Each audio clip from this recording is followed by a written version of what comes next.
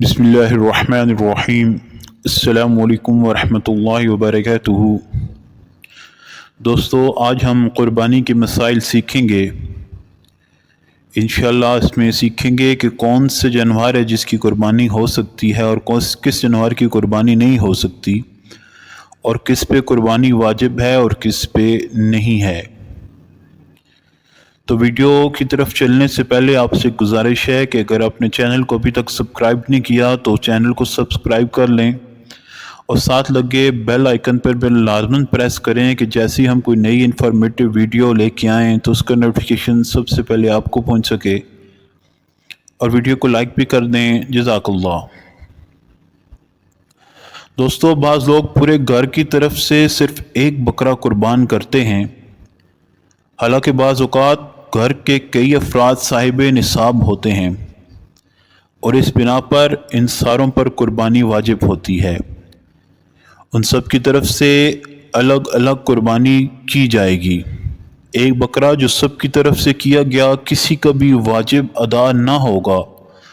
بکرے میں سے ایک سے زیادہ حصے نہیں ہو سکتے، کسی ایک طے شدہ فرد ہی کی طرف سے قربانی ہو سکتی ہے۔ اور اونٹ، گائے اور بھینس وغیرہ میں 7 قربانیاں ہو سکتی ہیں۔ نابالغ کی طرف سے اگرچہ واجب نہیں ہے مگر کر دینا بہتر ہے، اور اجازت بھی اس کی ضروری نہیں، جبکہ بالغ اولاد یا زوجہ کی طرف سے قربانی کرنا چاہے تو ان سے اجازت طلب کرے۔ اگر ان سے اجازت لیے بغیر کر دی تو ان کی طرف سے واجب نہیں ہوگا۔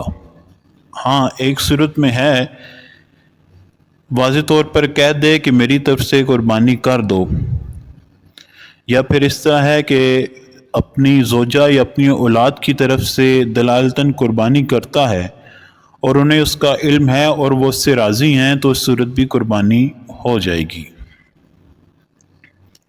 قربانی کے وقت میں قربانی کرنا ہی لازم ہے، کوئی دوسری چیز اس کے قائم مقام نہیں ہو سکتی۔ مثلاً بجائے قربانی کے بکرا یا اس کی قیمت صدقہ خیرات کر دی جائے، یہ ناکافی ہے، اس سے قربانی نہیں ہوگی۔ قربانی کا جانور بے عیب ہونا ضروری ہے۔ اگر تھوڑا سا بھی عیب ہو، مثلاً کان میں چیرا یا سوراخ ہو، تو قربانی مکروہ ہوگی، اور اگر زیادہ عیب ہو تو قربانی نہیں ہوگی۔ عیب دار جانوروں کی آپ کو تفصیلات بھی بتا دیتے ہیں جن کی قربانی نہیں ہوتی۔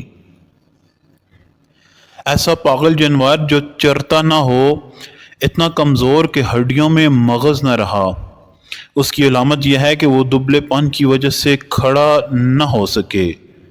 اندھا یا ایسا کانا جس کا کانا پن ظاہر ہو، ایسا بیمار جس کی بیماری ظاہر ہو، یعنی جو بیماری کی وجہ سے چارہ نہ کھائے۔ ایسا لنگڑا جو خود اپنے پاؤں سے قربان گاہ تک نہ جا سکے، جس کے پیدائشی کان نہ ہوں یا ایک کان ہو۔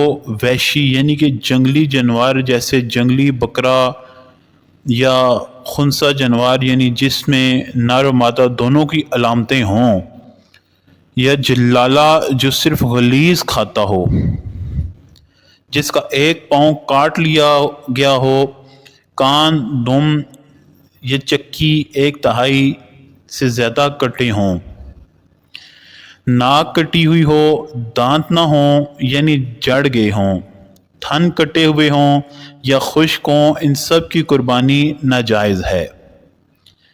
بکری میں 1 تھن کا خشک ہونا اور بھینس وغیرہ میں 2 کا خشک ہونا ناجائز ہونے کے لیے کافی ہے۔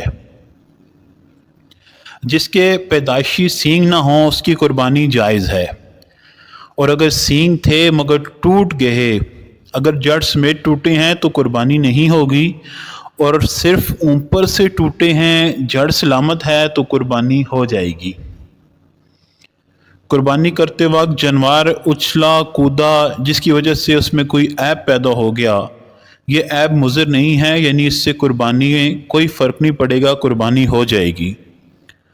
اور اگر اچھلنے کودنے سے اس کو کوئی عیب پیدا ہو گیا اور وہ بھاگ گیا آپ سے، آپ نے فوراً اس کو پکڑ کر لایا اور ذبح کر دیا، تو اس صورت بھی قربانی ہو جائے گی۔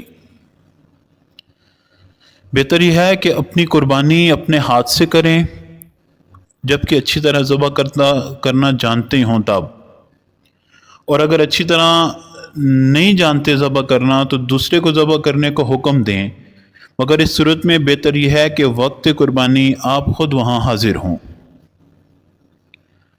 قربانی کی اور اس کے پیٹ میں سے زندہ بچہ نکلا، اسے بھی ذبح کر دیں، اور اس سے یعنی کہ بچے کا گوشت کھایا جا سکتا ہے، اور مرا ہوا بچہ ہو تو اسے پھینک دیں کہ مردار ہے۔